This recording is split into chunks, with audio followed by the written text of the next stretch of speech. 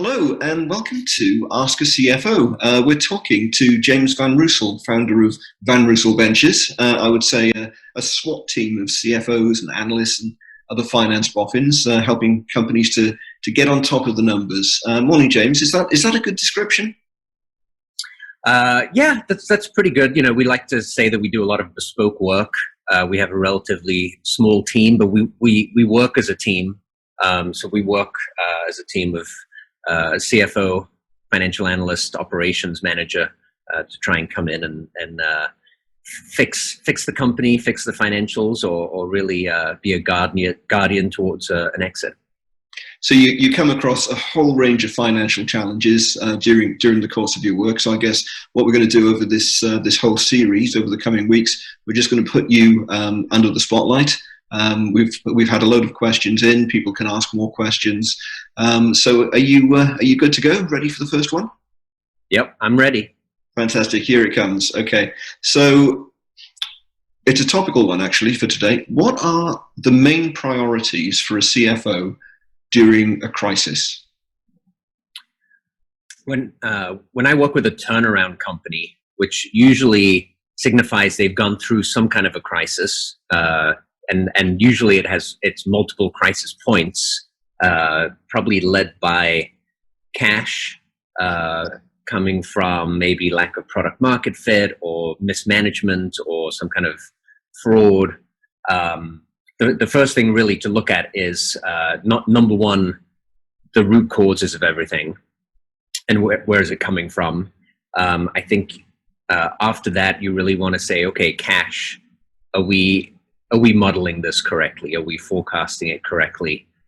Do we know where we are right now so we can project out? So really looking at the backward-looking financials, that they're correct, and our current situation before we can actually project out. At the same time, of course, everything is a little bit of a rush. So you definitely want to be looking at expenses. The one thing you can control is how much you spend. What you can't control as much is how much income you have from sales. And typically the sales might be the one getting impacted. So you really want to right size the ship and say, okay, this is our cash.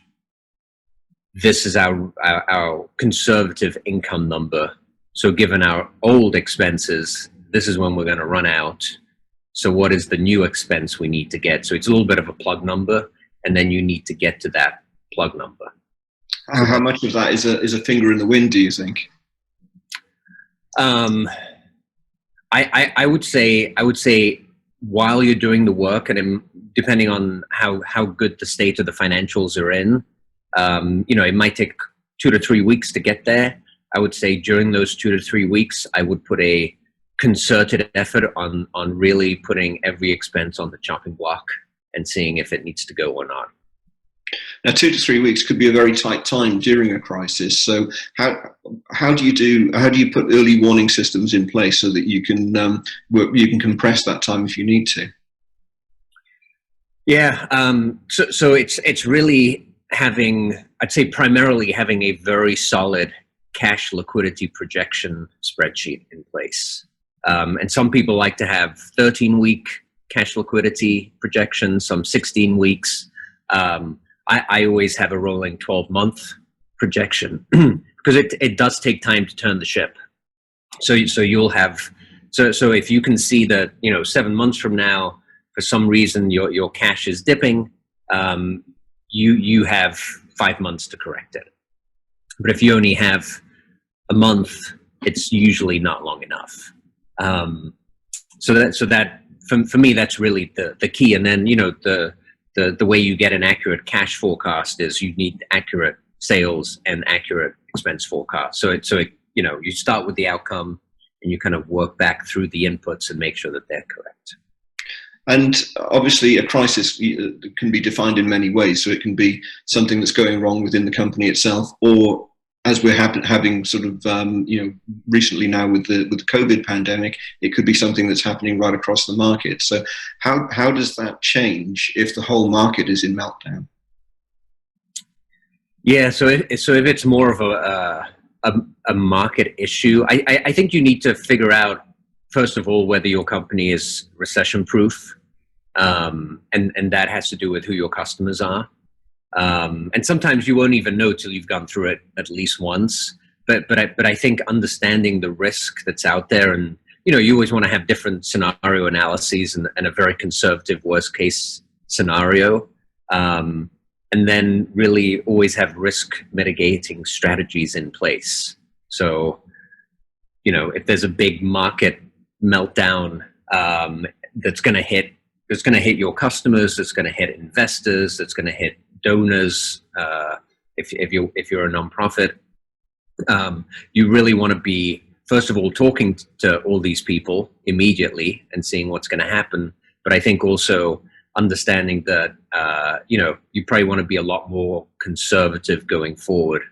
I think the thing that's happened now with COVID is every few months it's been, okay, how long is this going to take? How long is this going to take? And at some point, and I think a lot of companies have done this already. At one point it was, now it's January 2021, and at the next point, I think a lot of companies are thinking, okay, this is going to last till 2022. So all of a sudden the plans get elongated, and people just become more conservative, and that's when you really see things filter through the economy, and you see kind of a more sustained downturn, I think. At what point do investors just run out of patience with this? I don't think it depends if it's new investments or if it's trying to solidify up an existing investment. I think new investments, there's a price for everything. So I think investors are still investing. I think it takes longer. There's smaller amounts because of risk management, but they can get a lot of companies at lower valuations, which is attractive.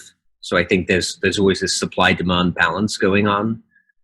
For existing companies, I think it's just continuously reevaluating the investments. But typically, new investments do dry up quite a bit because there's more money that's needed to go back into existing investments. So if I'm a CEO, then what's the single most important thing that I can do to keep my investors on side? Communicate with them transparently and frequently.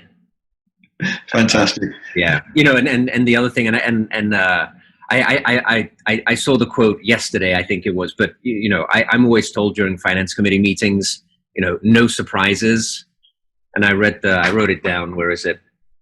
People prefer bad news over surprises. So it's better to come out and tell the bad news early than surprise people later on with it. So. That's a great quote to wind that up with. So thanks very much, James. So now this is my bit to camera. So thanks. We'll be back with James again next time. And if you want to ask a question, just put it in the comments below or tweet #AskACFO.